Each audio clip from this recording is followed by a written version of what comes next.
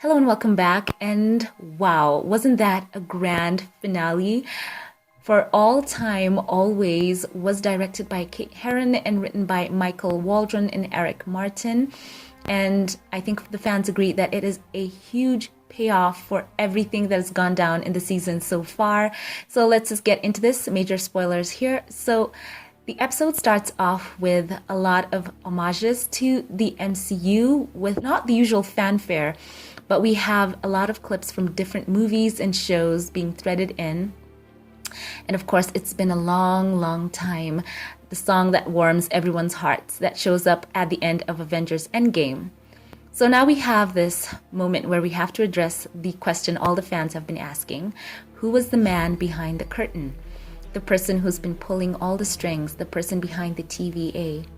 And indeed, we get to see that as the protagonists go into the Citadel at the end of time, they first encounter Miss Minutes, who, by the way, I've got to say that I absolutely love that character. There should be plushies everywhere of her.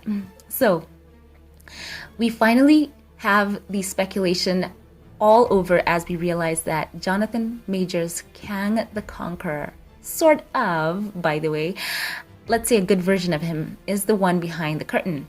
So it's kind of unceremonious at first, and even he himself asks both our protagonists whether he was kind of disappointing. But all in all, they have this great dialogue, and he tells them that he was the one who was planning for them all along to knock on his door, and that he paved a path for them to walk on. So he offers them a choice. This is a new choice. This is different from the one that Miss Minutes offered a while before. She had offered them everything they ever wanted, and they turned the offer down.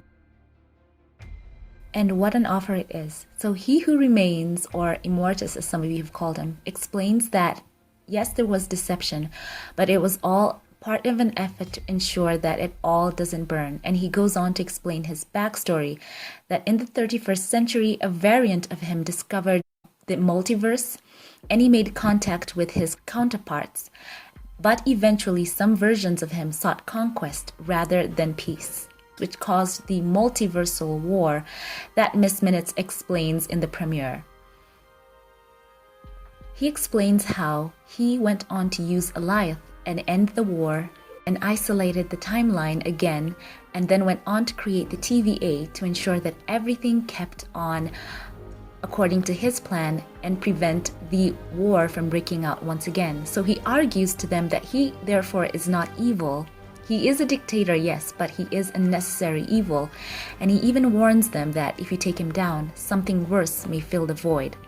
So once again, we get back to that offer. He offers them this. They can either take him out or become the CEOs of this TVA and even go back and tell the Minutemen why they do what they do. So what an offer that is. And you can see on both of their faces that they are taking this all in quite differently. Sylvie, she isn't buying it at all. She accuses him of lying. And what an episode this was. There was such great complex ideas being put forth.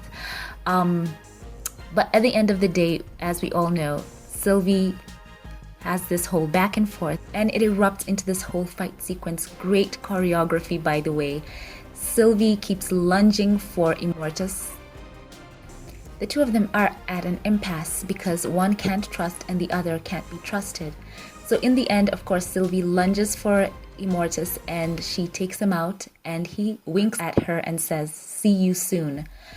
So that's what ends up happening. And now we have so many questions about what happens next, as we find at the end that Mobius and B-15 are mulling over the branching as all chaos is breaking loose, as the timeline has just branched into so many different variations. And if you squint hard enough, you can see Sony's Spider-Man in there, and perhaps the Fantastic Four.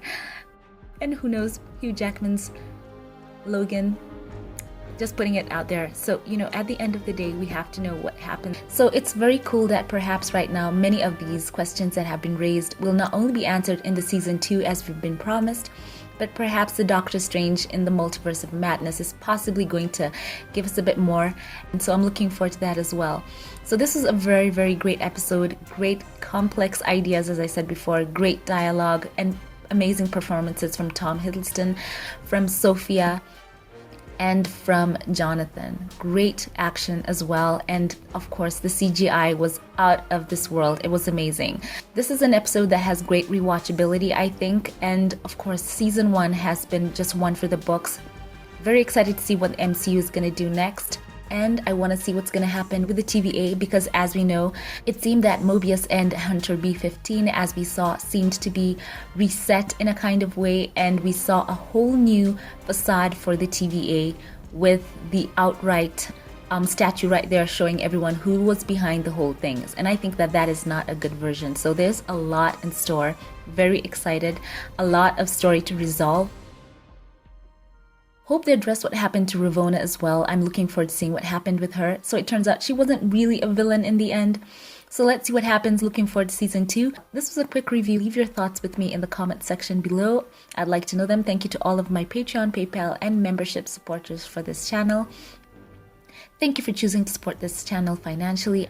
I appreciate you all from the bottom of my heart. And to those of you who like, comment, and share, I would like to say thank you, and a special shout out right now to one of my Patreon supporters. Thank you to you, Corliss J. McClendon. Thank you for choosing to support my channel.